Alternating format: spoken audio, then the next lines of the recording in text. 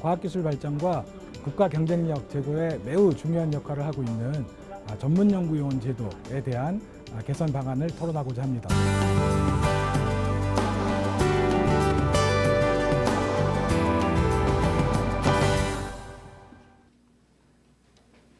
네, 현재 우리나라의 군 복무 현황은 현역이 약 60만 명, 그리고 대체 복무가 약 10만 명 정도 됩니다. 대체 복무는 다시 공익이라고 불리웠던 사회복무요원, 그리고 산업자원 인력 등으로 다시 구분이 되고요. 산업지원 인력 중에 전문연구요원, 그러니까 석사학위 이상인 자가 대체 복무를 하는 전문연구요원이 한 7,800명으로 8.1% 정도 되고요. 그다음에 산업기능요원 등으로 구분이 됩니다. 그런데 전문연구요원 중에 박사 학위를 하면서 대체 복무를 하는 인원이 총 대체 복무 인원 대비 약 3.7% 정도 됩니다. 네, 잘 아시다시피 전문연구요원 제도에 대해서 간단히 좀 말씀드리겠습니다. 과학기술 발전과 국가 경쟁력 제고를 위해서 병역 의무자 중에 일부를 자연계 연구 개발 업무에 종사하면서 대체 복무를 하는 제도이고요. 지원 자격은 현역 기준 자연계 석사 이상의 소지자입니다. 그리고 연간 배정 인원은 총 2,500명인데 이 중에서 대학원 박사과정을 이수하면서 병역을 필요하는 이러한 인원이 1,000명이고요. 이 1,000명은 다시 과학기술원 400명, 자연계대학원 600명으로 구분이 됩니다. 제가 오늘 발표에서 과학기술원이라고 하면 과기정통부 산하에 4개의 그 과학기술원이 있습니다. 한국과학기술원, 그다음에 대구 경북, 광주, 그다음에 울산과기원이 있고요. 이 4개 과기원을 지칭하는 것이고, 자연계대학원은 교육부 산하에 110여 개의 그 대학원이 있습니다. 그래서 그렇게 구분이 돼 있다 말씀을 드리고요. 그래서 특정 연구소 안에 과학기술원 400명, 그리고 자연계대학원에 다시 수도권 70%, 비수도권 30%로 나눠서 420명, 180명이 각각 배정이 돼 있고요. 요 파란 색깔이 있는 거는 박사 학위를 하는 과정을 하는 복무 인원이고, 그 나머지 연구소, 정부연구소, 기업부설연구소에 근무하는 그 자는 석사 학위를 가지고 1,500명이 근무를 하는 이런 형태로 되어 있습니다. 1973년도에 이러한 병역 의무 대체 특례 제도가 도입이 됐습니다. 아마 이 당시에 과학기술원이 그 학부가 없이 연구 중심 대학원으로 설립이 되면서 어떤 보호 육성을 하고 또 이러한 병역의 대체 특례 제도를 도입하게 된 것 같고요. 91년에 돼서 이런 교육부 산하의 자연계 대학원도 대학원 활성화를 위해서 이러한 특례 제도가 도입이 됐습니다. 그리고 94년도에 전문연구요원으로 명칭이 변경이 됐고, 그 이후에 복무기관이 5년에서 3년으로 이제 조정이 됐고요. 그래서 현재까지 잘 유지가 돼 있고 이 제도가 잘 활용이 되고 있는데, 2016년 5월에 돼서 아마 이제 국방부에서 2020년이 되면 학령 인구가 굉장히 줄게 되고, 또 따라서 병역 자원이 굉장히 줄게 되기 때문에 이런 대체 복무제도, 또 전문연구원 포함한 대체 복무제도를 축소하거나 단계적으로 폐지하는 이러한 이제 안을 검토했고요. 이러한 움직임에 따라서 아주 많은 그런 공론화가 진행이 됐습니다. 한 2년 넘게요. 그래서 이러한 전문연구요원 제도가 도입돼서 얼마큼 효과가 있는가, 뭐 공론화 과정에서 많이 언급이 됐는데요. 제가 간단히만 말씀드리면 이런 생산 유발 효과라든지 경제적인 파급 효과가 크고요.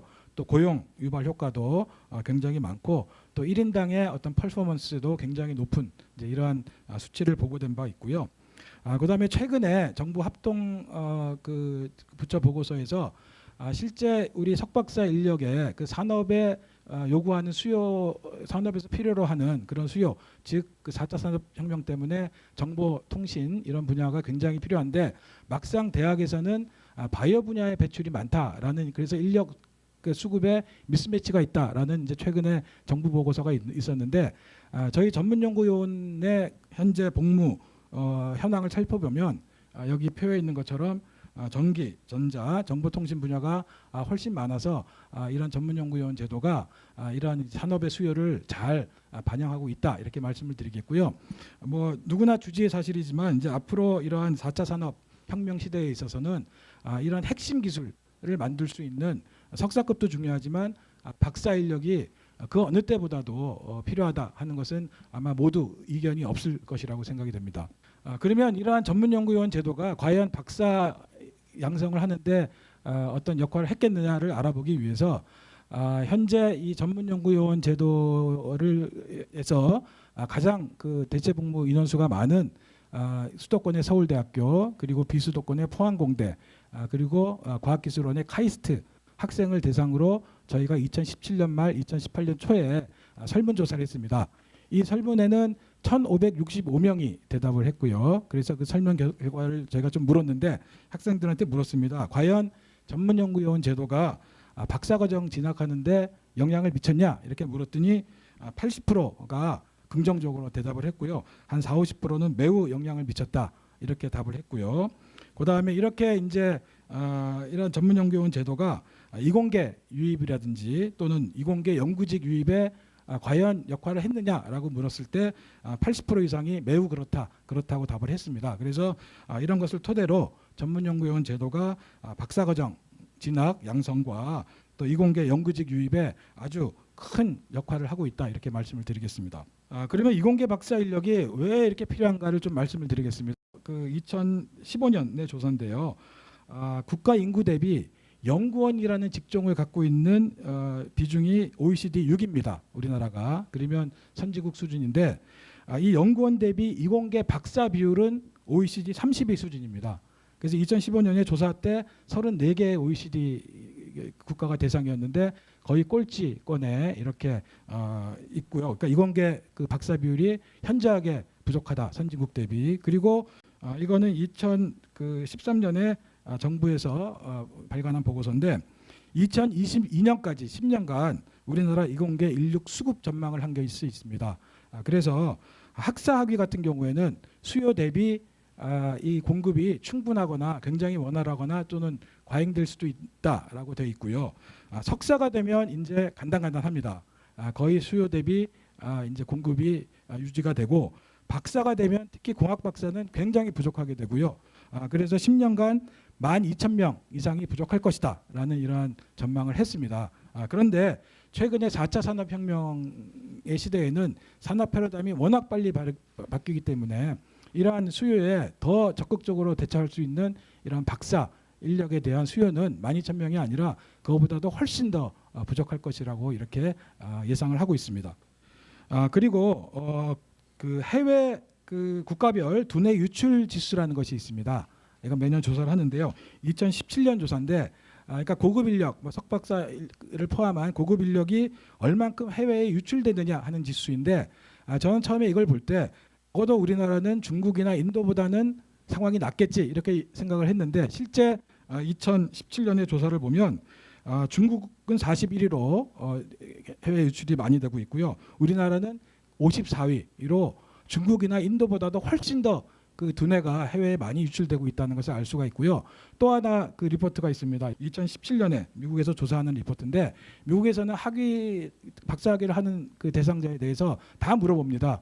미국에 남을 거냐 돌아갈 거냐. 그런데 한국인 같은 경우에는 2013년에 60% 정도가 미국에 남겠다, 이렇게 얘기했는데 이 수치가 급격하게 올라가서 2017년에 한 70% 가까이 68.5%가 미국에 체류하겠다.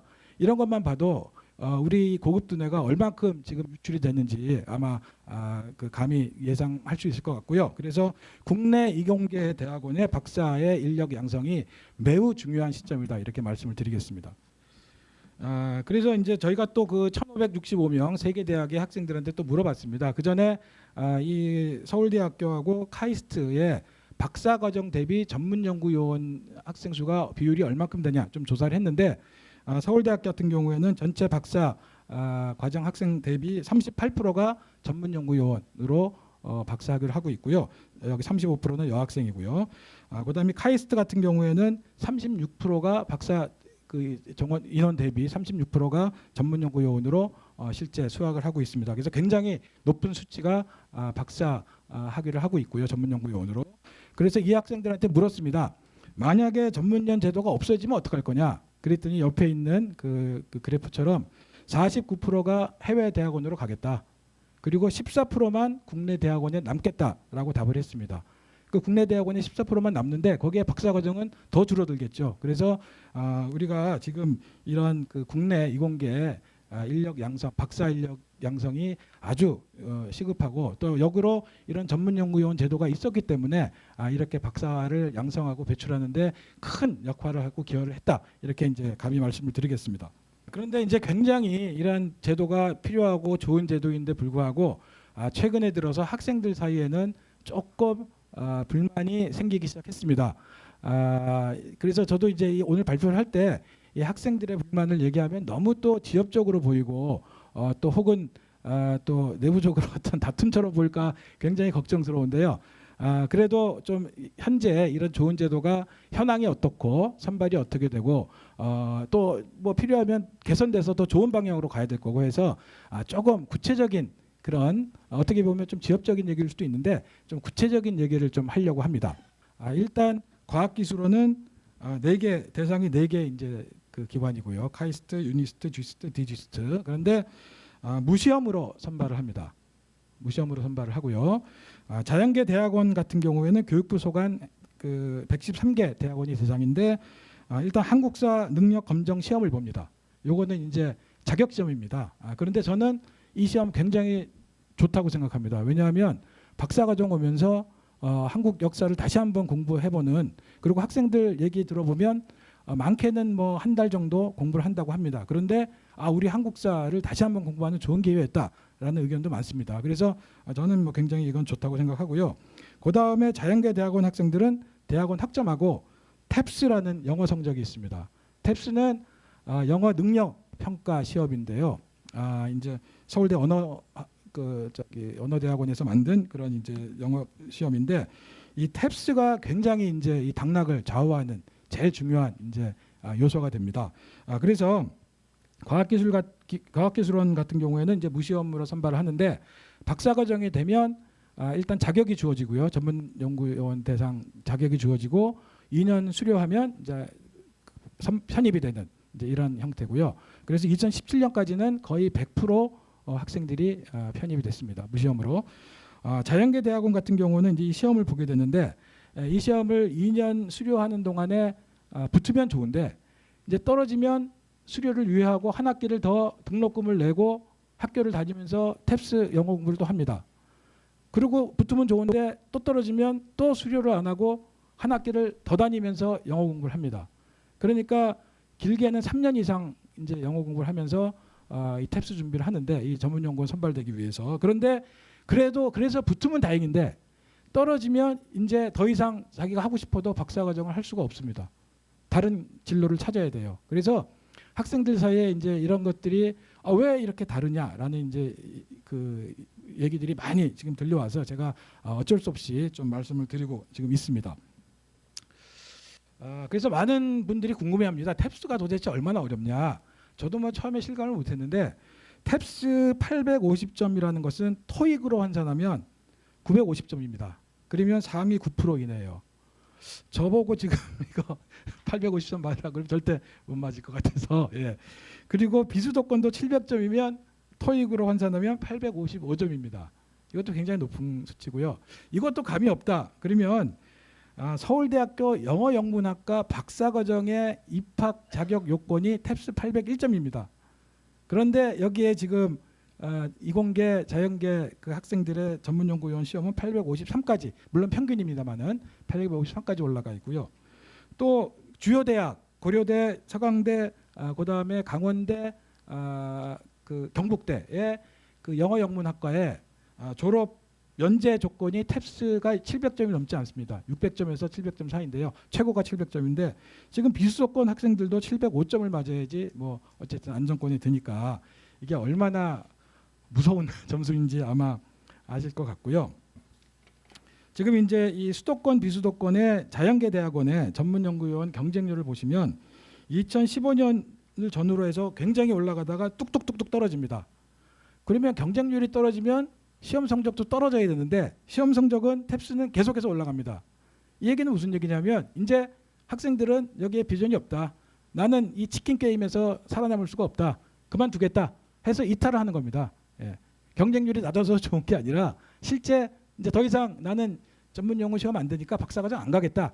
학생들 실제 그렇습니다. 그런데 비수도권도 막 올라가다가 작년부터 떨어지기 시작합니다. 비슷한 기조로 가는 것이죠. 예.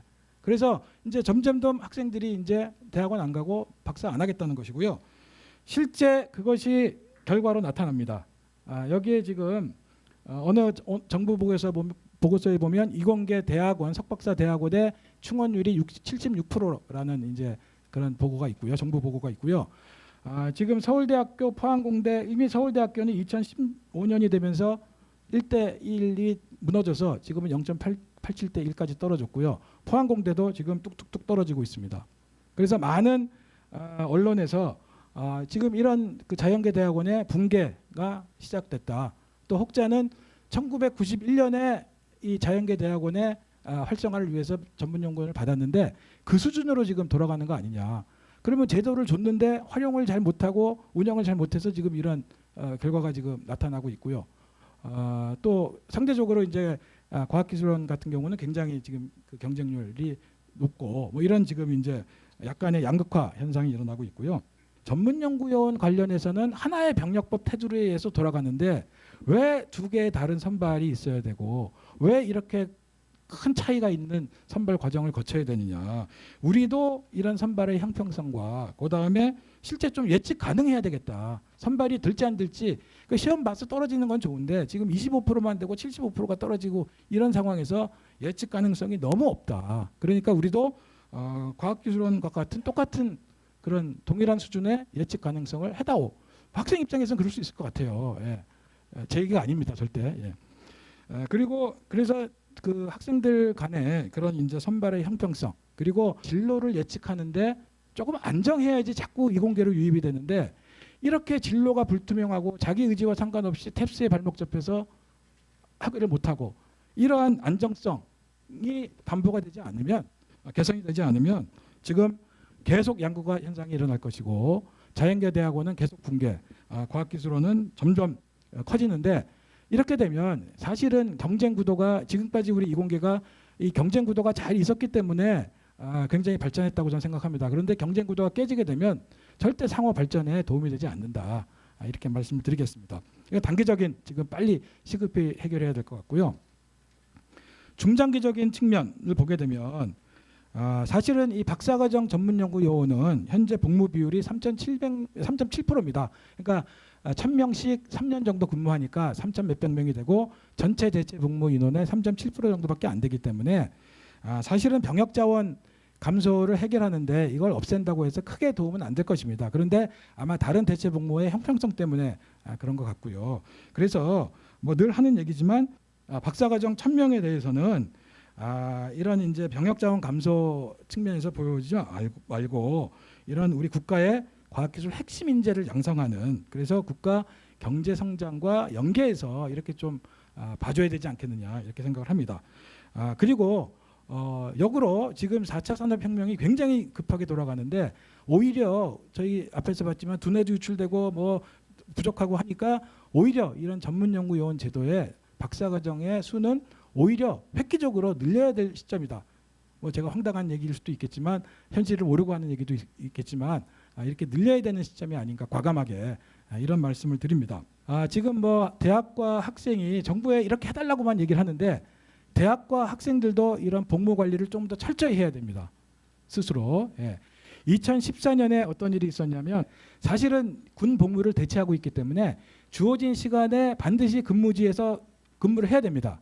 안 그러면 근무지 이탈이 됐는데 저희가 이제 온라인으로 그 출결을 이제 확인을 했는데 그 당시에 학생들이 또 똑똑하니까 해킹을 해가지고 이제 뭐 원격으로 이렇게 해서 크게 이제 문제가 됐었습니다. 뭐 편입 취소가 되기도 했고요. 그리고 2019년 1월에 카이스트에서는 또 문제가 생겼습니다. 카이스트는 출결을 QR 코드로 하는데 아마 이제 QR 코드 딴 친구한테 줘서 대출한 거죠. 출석을 대출로 하고 이래가지고 이제 문제가 생겼는데 이때 서울대는 한 명도 적발이 안 됐습니다. 그래서 2014년에 15년에 저희가 어떤 시스템을 도입했냐면 온라인 안 되겠다 해킹하니까 그래서 지문으로 하려고 했는데 또 미션 임파서블 영화 보면 다 지문 또 카피해서 안 되겠다. 도저히 못하는 이 손등의 혈관이 가장 카피가 안 된다고 해서 저희는 그 시스템을 도입했습니다. 그러니까 반드시 그 시간에 와야 됩니다. 그래서 저희가 이런 좋은 시스템이 있으니까 카이스트라든지 다른 대학도 같이 채용을 하시고 이렇게 서로 대학도 이런 정부의 좋은 제도에 화답해서 더 열심히 또 관리하고 하겠다는 다짐을 하면서 제 발표를 마치도록 하겠습니다. 감사합니다.